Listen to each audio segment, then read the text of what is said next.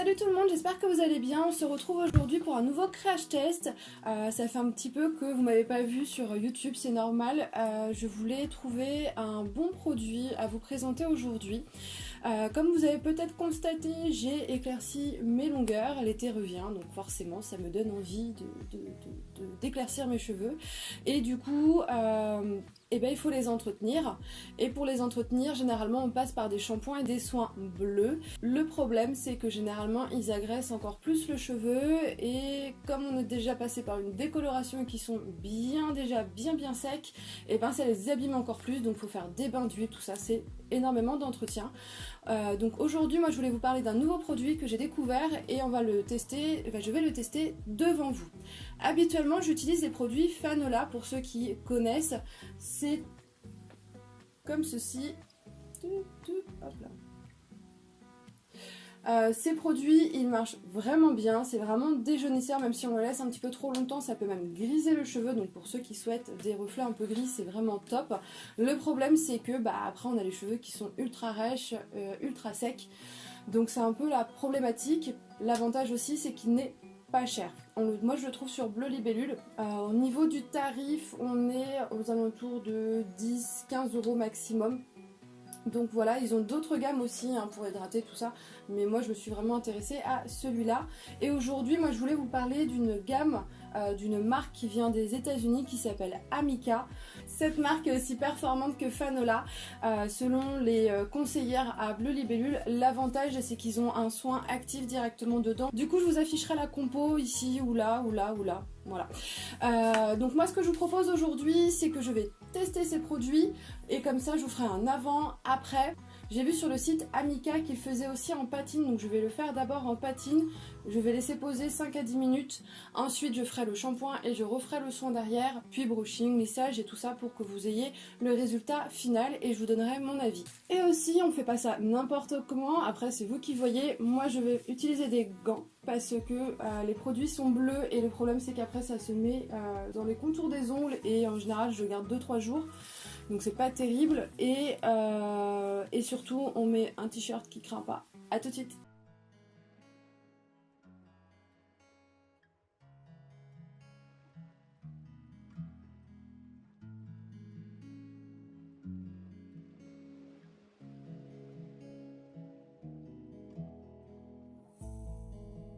Takes you higher, I will forever be intertwined with you.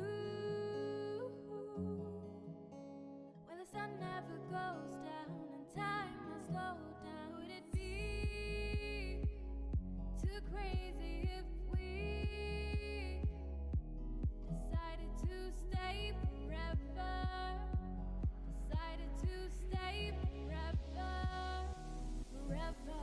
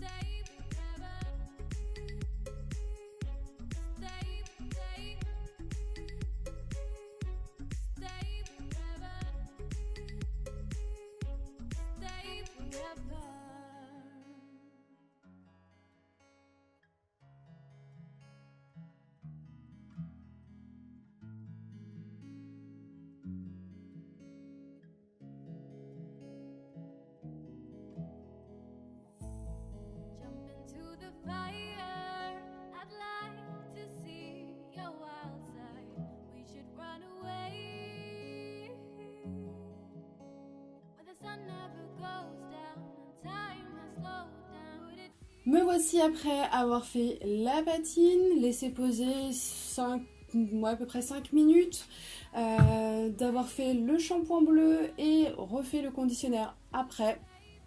Donc voilà le résultat. Je vous mettrai aussi un résultat en lumière extérieure. C'est pas folichon, hein, franchement. Je m'attendais à mieux. Surtout en voyant les vidéos sur Instagram Amica où c'était une tuerie. Et moi, ça a un petit peu éclairci sur les pointes. Le blond polaire, ça l'a un petit peu déjauni. Ça va pas éclaircir, mais comme ça déjauni, on a l'impression que c'est plus clair. Mais sinon, c'est pas flagrant, quoi. Vraiment pas du tout. Donc je suis vraiment déçue. C'est des produits quand même qui coûtent 25 € le shampoing et 25 € le conditionnaire. Donc c'est des produits qui coûtent très très cher.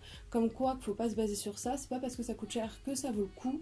Je pense retourner au magasin pour dire ce que je pense. Parce que la conseillère m'avait dit c'est fabuleux, c'est magique, vous allez voir, c'est un truc de dingue. Alors en effet, la seule différence par rapport à Fanola, c'est que on sent tout de suite que le shampoing et le soin est surtout le shampoing est beaucoup moins agressif pour les cheveux. Quand on rince les cheveux, reste doux. Ça c'est l'avantage. Maintenant, on demande aussi à ce qu'ils déjaunissent. Je demande pas un truc de ouf, mais quand même un minimum, surtout vu le temps passé dessus. Donc vraiment déçue, je recommande pas ce produit. Si certains l'ont essayé et qui sont super contents, dites-le moi en commentaire, dites-moi comment vous faites, parce que j'ai pas forcément fait la bonne méthode, mais d'après ce que j'ai vu sur internet, c'est comme ça qu'il faut le faire. Donc voilà. Pour le coup, les crash tests, c'est bien. Pour ceux qui étaient intéressés par un bon déjaunisseur, et c'est pas celui-là. Et moi, du coup, je reste sur celui que j'avais avant, le Fanola, qui lui est vraiment rapport qualité-prix, vraiment top. Le seul différence, c'est que derrière, faut blinder de soins, sinon vous allez vraiment avoir les cheveux très très secs et cassants, mais sinon en termes de déjaunisseur, il est vraiment fabuleux. J'espère que ce crash test vous a plu. Moi, je vous souhaite une très bonne fin de journée, profitez du soleil, à très vite, et surtout, on n'oublie pas de liker, de commenter et de s'abonner à ma chaîne et à mon compte Instagram. Surtout, on n'oublie pas d'activer la cloche, et je vous souhaite une très bonne fin de journée. Bye! Et toi, si tu as aimé ma vidéo, n'hésite pas à mettre un commentaire, de liker, de t'abonner à ma chaîne et surtout d'activer la cloche pour ne rien rater.